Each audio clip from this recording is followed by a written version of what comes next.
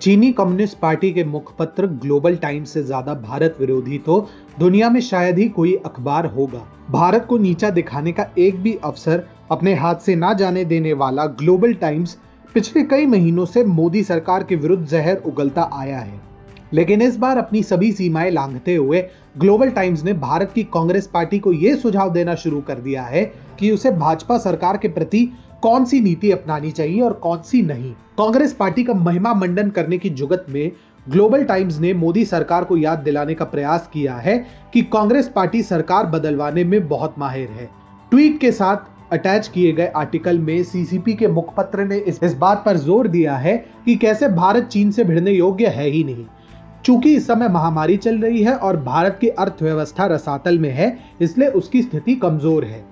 Global times ने भारतीय GDP में आई अप्रत्याशित गिरावट को लेकर भी भारत पर तंज कसा। इस लेख से आप स्पष्ट समझ सकते हैं कि ग्लोबल टाइम्स भारत को नीचा दिखाने के लिए कितना आतुर है।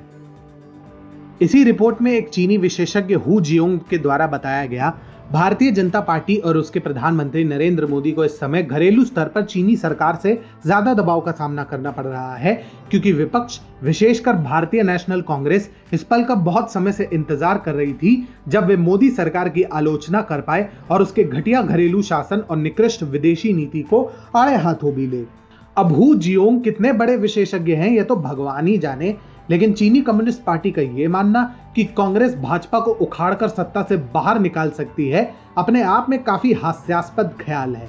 इससे स्पष्ट पता चलता है कि चीन को भारत की घरेलू राजनीति के बारे में कोई ज्ञान नहीं है। जो पार्टी अपने लिए एक स्थायी अध्यक्ष नहीं चुन पा रही है, उसका भाजपा को हराने के बारे में सोचना ही काफी हास्यास्पद होगा।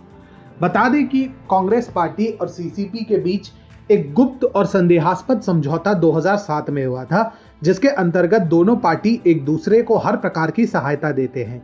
अब ऐसे में कहना गलत नहीं होगा कि शायद इसी समझौते का सम्मान करते हुए चाइनीज कम्युनिस्ट पार्टी कांग्रेस की पैरवी कर रही है ताकि वह भारत को नीचा दिखा सके।